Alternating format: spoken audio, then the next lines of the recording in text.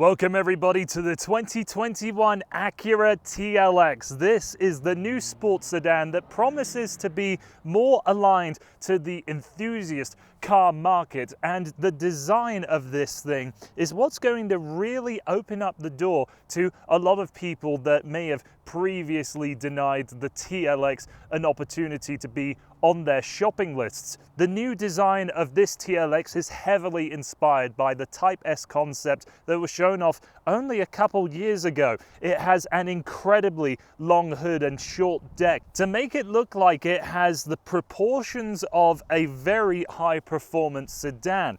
Given with the long hood, you'd expect a longitudinally straight six engine or something of the like underneath that hood. But no, Acura is following their traditional methods by transversely mounting their engines. Here with the 4-cylinder, you can see just how much open space there is in this cabin, opening up the opportunity for the 3-liter turbocharged V6 to sit in that space for the upcoming Type S production car. So why would Acura build a car with a long bonnet, making you think that there's a longitudinally mounted engine underneath? Well, with a transverse engine layout, you can push that engine forwards, give the occupants more cabin space, and as someone that's 6'4", the driver's seat and the front passenger seat have more than enough legroom to happily satisfy me. This new generation of TLX is 50% stiffer than the outgoing one. It's 95 millimeters longer in the wheelbase, 74 millimeters longer overall, a little bit lower, 14 millimeters less, and wider by 56 millimeters. Now, like I said, the design is going to be an immediate selling point of this TLX, and overall, I think it's a really good looking thing. The only problems I personally have are when we go to the rear of the car. To me, the taillights look like either they're swollen or droopy eyes, someone having bags under them from not sleeping. And even though the exhaust outlets are real, they are so massive comparative to the actual exhaust pipe. It looks like someone is really overcompensating for something with that design. But otherwise, I love the way this thing looks. I think this is going to be a beautiful car for almost any beholder. But what we really need to do is find out what this TLX is like to drive, how the cabin is put together, and really how it stacks up against its competition. So let's hop in and go for a drive. Stepping into the TLX's cabin and taking in all of the design elements and really how well built this product is gives me the same sort of relief that I had towards the Acura RDX when that first came out. That was on an all-new platform designed specifically for Acura, and the TLX's main underpinnings are directly related to that RDX as well. When I mean really good build quality, there's almost nothing that would say that this is any worse than the main German rivals. All the materials feel as good as the main rivals. Yes, there's hard plastics down below, but that's no different from its main competition.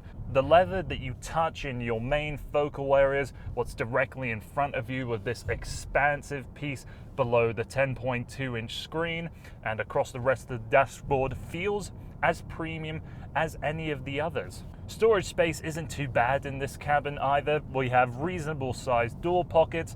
You've got a little bit of storage here under the center console, and there's a couple of small cutouts where you could hide a newspaper or a magazine in the main tunnel. The cabin's design is quite intelligent, but there's a couple of things that Acura does that gives a little bit of a weird vibe to this cabin. But otherwise, the way that it's laid out with all of the climate control buttons directly in front of you, the easy placement of sort of this little wrist rest so you can use the True Touch pad, I think it's effectively integrated, and some of the problems that I had with the RDX's cabin don't seem to be as prominent in the TLX.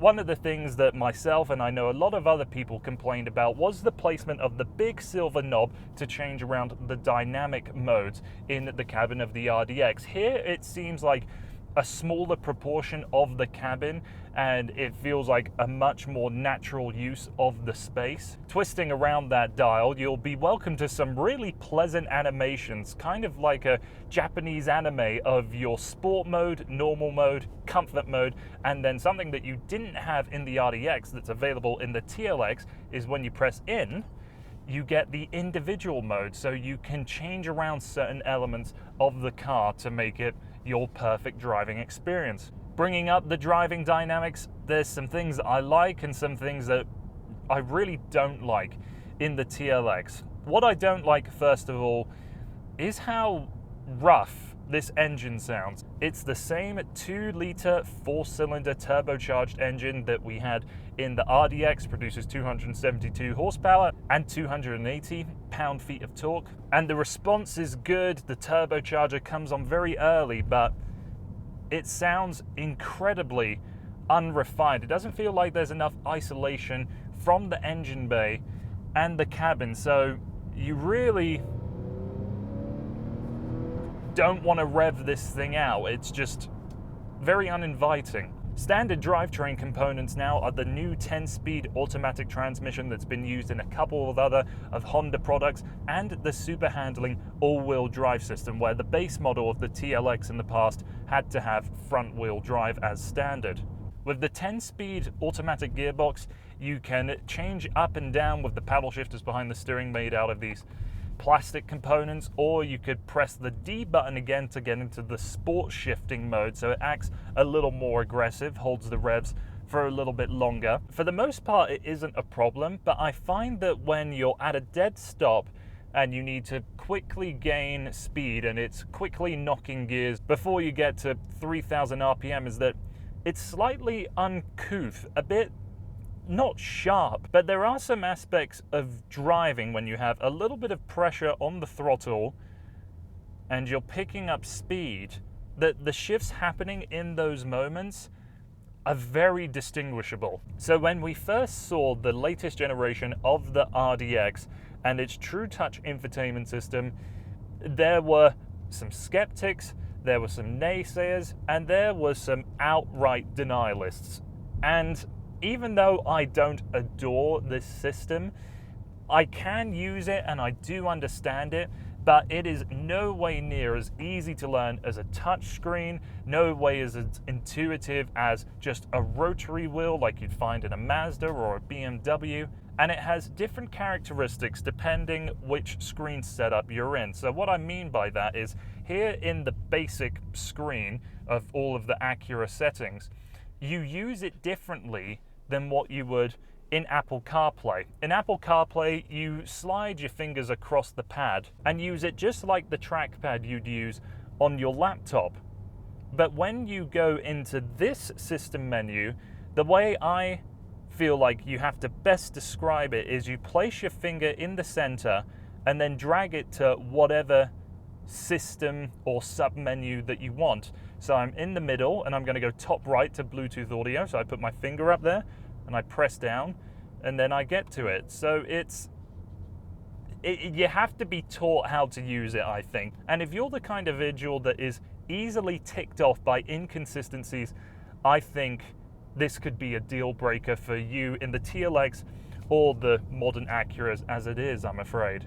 Rounding things up, the back seats are a bit sparse. Yes, there's definitely more space back there than I've come across in other compact sedans, but still not enough for a 6'4" individual like myself to sit comfortably behind myself. Apart from some vents, there's really nothing else back there, and it's a shame that you can't fold the seats down from the rear seats. You have to go to the boot space and pull some levers. You'll note that underneath the false floor there is no spare tire. This is where the battery is stored, interestingly. With so many impressive competitors to go up against, I don't think the TLX is quite up to the same level as many of those vehicles. There's plenty of things in here that strike me as a real big leap forward for Acura, but in comparison to those vehicles, it's a few degrees behind.